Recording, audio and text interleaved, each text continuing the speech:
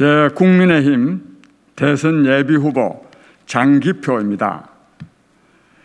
저는 그저께 이 성남시 대정동 이 아파트 개발과 관련해서 성남시장으로 있었던 이재명 지사가 관련된 여러 혐의에 대해서 제가 그것을 공개적으로 고발하는 그런 기자회견을 한 바 있습니다.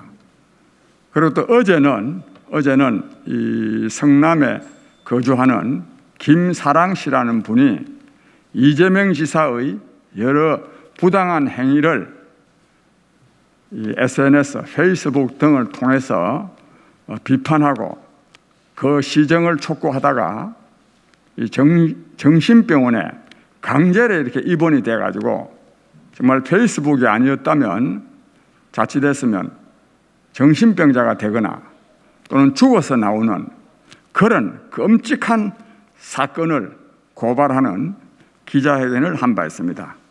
근데 오늘 역시 대정동 이 주택개발과 관련한 기자회견을 하는데 이렇게 다시 하는 이유는 이 사건이 지금 우리가 그저께까지 알아봤던 진상과는 더 다르게 크게 확대가 됐습니다. 그리고 또 이재명 지사의 그 처신에 대해서 단호하게 요구할 바가 있기 때문에 오늘 다시 기자회견을 하게 됐습니다. 먼저 회견문을 말씀드리겠습니다. 이재명 지사는 모든 공직에서 사퇴하고 후보직을 내려놓고 검찰 조사를 받아야 하는 것입니다. 먼저 많은 사람들이 대장동 부동산 개발 사업 규모에 대해 1조 1,500억이나 말하는데 성남시청이 밝힌 규모만 해도 1조 5천억 원에 이릅니다. 이는 성남시청 홈페이지, 즉 2017년 3월 7일 시정 24시 게시판에 올라와 있는 내용입니다. 이 1조 5천억 원은 대장동 일대 토지 개발에 관한 규모일 뿐 분양 완료 3,900세대의 분양가 총액만 3조 6천억 원에 이르고 총 5,900세대 아파트 단지와 상업용지 등을 포함하면 5조 원대에 이르는 사업 규모입니다. 이 자세한 내용은 별첨 자료에 첨부되어 있습니다. 화천대유 자산관리, 천화동인 1호부터 7호, 그리고 성남의 뜰, 이 모두는 성남시 대장동 일대를 개발한 부동산 관련 회사들입니다. 이 회사들이 5,900세대의 아파트 단지 개발, 최종 5조 원대에 이르는 천문학적 규모의 부동산 개발을 벌였습니다. 거기에서 특정인 7명이 4,040억 원이라는 엄청난 금액의 배당을 받았습니다. 참 기가 막힌 일입니다. 국민은 지금 화천대유는 누구의 것이냐? 라고 묻고 있습니다. 이재명 지사가 관련된 것 아니냐 하는 의혹이 눈덩이처럼 불어나고 있습니다. 그런데 이 부동산 불로소득의 사회 환원은 이재명 지사가 입만 열면 되뇌던 말입니다. 지난 2018년 경기도지사 선거에서 당시 이재명 후보는 성남시 대장동 부동산 개발로 얻은 불로소득 5,503억 원을 성남시에 환원했다고 공언하고 선거 공보에 기재하기도 했습니다. 그런데 막상 개발이 완료된 2021년 뚜껑을 열어보니 부동산 불로소득 4천억여 원을 대장동 7인이 갈라 먹었다는 것입니다. 그래 놓고 이제 와서 적법했다고 큰소리칩니다.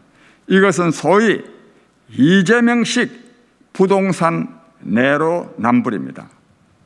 이재명 지사는 2017년 대통령 선거 경선 과정에서 우리나라 국민 총소득의 4분의 1에 이르는 부동산 불로소득이 문제라며 여기에 세금을 붙이면 기본소득은 해결할 수 있다고 말했습니다.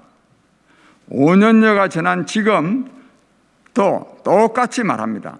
그런데 부동산 불로소득은 사회악이다. 큰 소리 쳐온 그 이재명 지사는 지금 어디에 있습니까?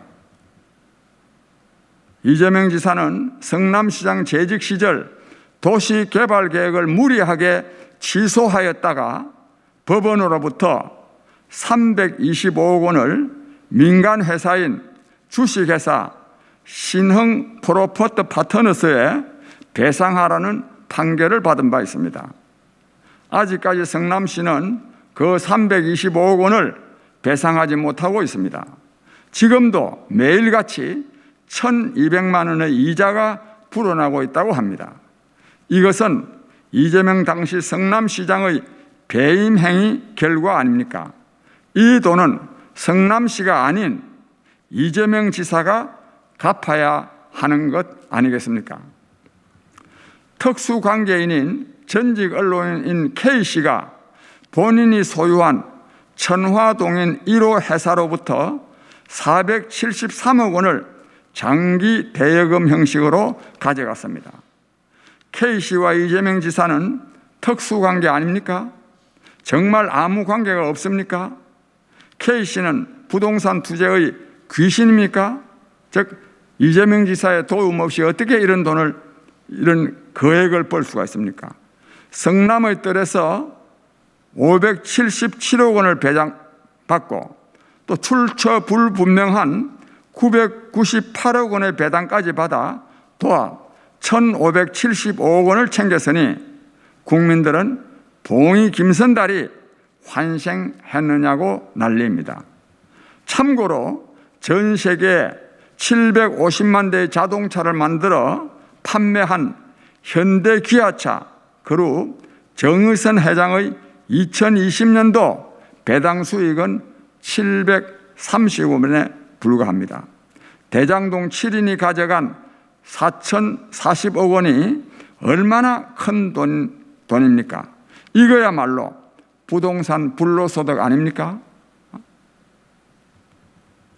대장동 부동산 개발 아파트 공급 5,900세대 중에는 신혼희망타운, 즉 전용 면적 60평방미터 이하 임대아파트 1,200세대가 포함되어 있었습니다. 거기에 필요한 자금이 1,800억 원이었는데 계획된 임대아파트 공급은 하지 않고 이 1,800억 원을 성남 시민 100만 명에게 1인당 18만 원씩 환원한다고 했는데 아직 지급하지 않았습니다. 임대아파트 1,200세대를 폐기하고 대신 성남 시민에게 1인당 18만 원씩 지급하는 게 상위 사회 정의입니까? 그리고 이와는 별도로 성남의 여성 시민 김사랑 씨의 정신병원 불법 강제 납치 감금 사건이 드러났습니다. 이것은 고 이재선 씨 사건의 판박이 제2의 정신병원 강제 입원 사건입니다. 성남에 사는 김사랑 씨는 성남 구시가지 수정로 상권재단, 이 상권재단의 이사장이 당시 이재명 성남시장이었습니다. 즉 이재명 이사장 페이스북에 구시가지 상권 개선을 위한 중앙정부 지원금이 어떻게 쓰였는지 여러 번 질의하였습니다. 얼마 후 이 질의글은 페이스북에서 삭제되기 시작했습니다. 다시 이재명 시장이 알려준 대로 이재명 시장의 이메일로도 질의하였는데 답이 없었다고 합니다. 그런 일이 있고 나서 난데없이 제3자를 통해 고소를 당하게 되었고 곧이어 성남시청 홍보팀 공무원 3명으로부터도 고소를 당했습니다. 그러다가 마침내 2017년 분당경찰서의 출석 요구에 응하지 않자 수정경찰서 경찰병력 수십 명에 의해 위치 추적, 탐문 수색으로 2017년 11월 14일 오후 7시경 강제 연행되어 성남 소재 휴엠병원 정신병동에 강제 감금되었습니다. 정말 참 있을 수 없는 일입니다. 이 과정에서 남자 경찰들에게 심한 물리적 위해를 받았고 항의하는 김사령 씨의 입에 경찰들이 손을 집어넣어 입이 털어막힌 채 강제 연행됐습니다.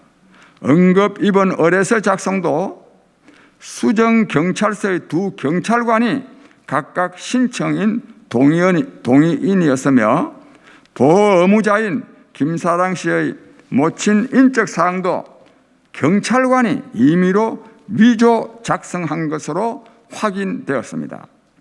비인간적인 방식으로 정신병동에 감금되면서 심하게 인권 유린을 당한 것입니다. 그런데 이 김사랑 씨가 핸드폰으로 페이스북에다가 이렇게 썼습니다. 경찰이 날 성남 상권재단 정신병원에 가뒀다. 살려줘. 이런 글을 이 페이스북에 올렸습니다.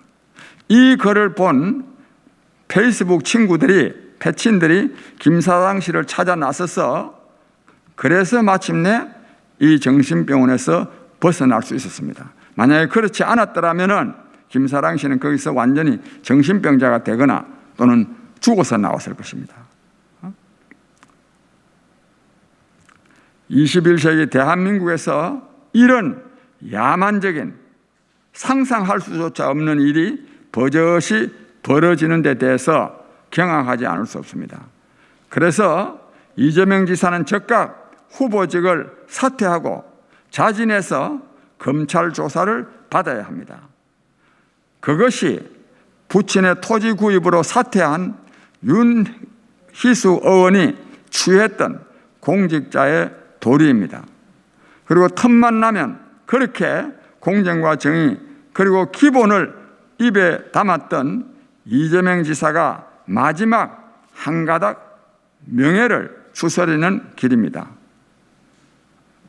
국민의힘 대선 예비후보 장기표였습니다. 그 자료는 별첨에 첨부되어 있습니다. 참고하시기 바랍니다. 여러분 감사합니다.